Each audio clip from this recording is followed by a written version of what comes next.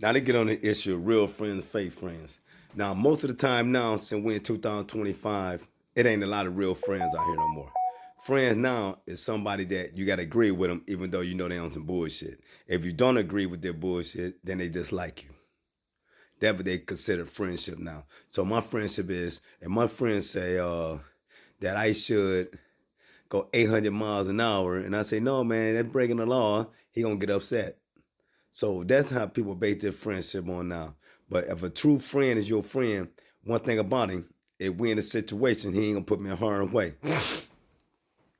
Now, I'm gonna explain what I mean by that.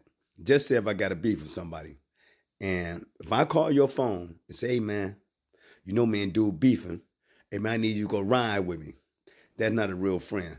Cause a real friend gonna go ahead and take his own business. So if I call you and pull you out your bed at night from your wife and your family, tell you to go on this mission with me, the mission failed, uh, you end up getting unalive. This dude's still going about his life. Now the person that your so-called friend will never get back to his family.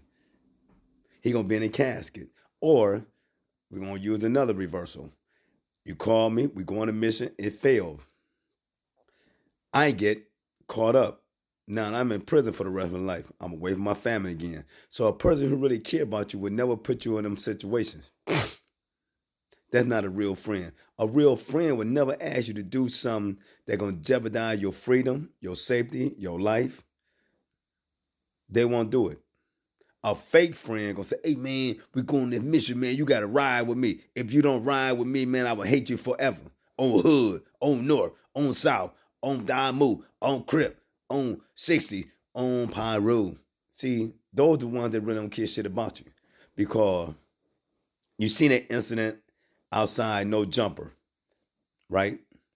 If Whack 100 was a real dude, he put and made sure them dudes squats there because you know people might be filming, you know cameras out there, and most likely all those guys are felons. And then they start pulling out firearms. So felons around firearms, they known gangbangers, so there can be a hell of a conspiracy charge. But nobody cared about each other. Nobody cared about each other.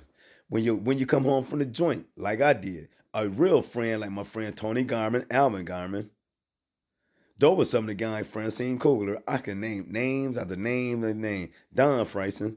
These are some of the people that kindly came around, made sure that Tyrone was going to do the right thing, that I was going to find a job.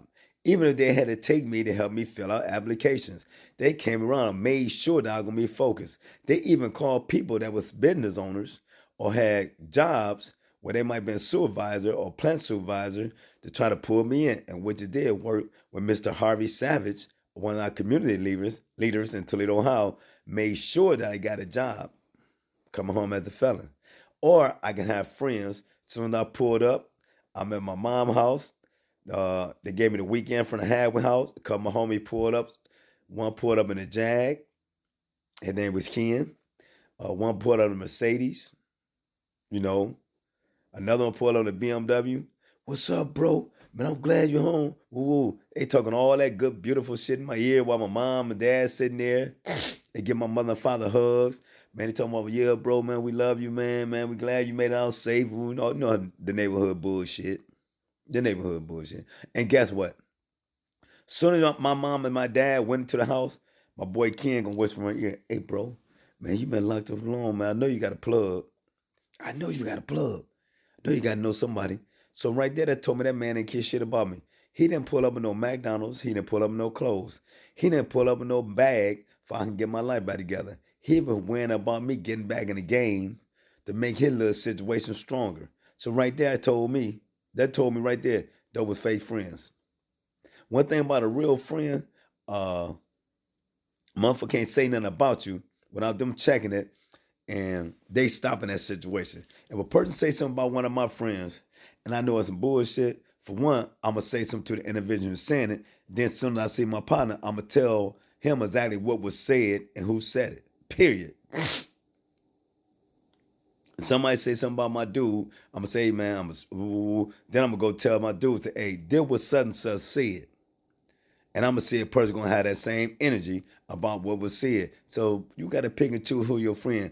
And then a real friend is the type of person that always going to have your back no matter what. A fake friend will flip and flop only if you sit there and be what they want you to be. You can give them $1 million a day, they ask for $1 tomorrow, you say no, they're going to flip on you. You give a real friend $1 million, they ask you for $1 tomorrow, they ain't got it, he's still going to love you to death because they respect because you getting that first million. So make sure you know what real friendship is and fake friendship, because a lot of motherfuckers out here are wearing masks and wearing masks. Trust me, try all your friends, put them under the friendship test, and you will see who got your back. When I came home from incarceration, I realized that none of them motherfuckers made hundreds and tens of thousands of dollars with me. None of them motherfuckers was in my corner. None of them was in my corner when I came home. I would never forget that. So when I become a billionaire, I know who fucked with me. Because when I came home, I know who tried to put me in the right situation. I know the ones who helped me get in barber college.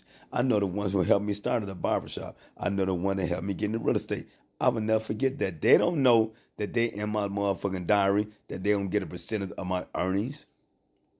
Because I'm always the type of person believe in loyalty, friendship, and honor. So when a person do something for me, I'm going to cherish that for the rest of my life. A person give me $1, I know that person F for me. You can give a person $100,000, like I said. If you don't give them another dollar tomorrow morning, they're going to dislike you. They'll find a way not to dislike you because they're going to make you get into a situation when you don't agree with something. Then they have enough power and enough fortitude, enough anger, enough dishonesty, enough anger against you to make sure that they dislike you because you didn't give them another dollar. Peace out, O's.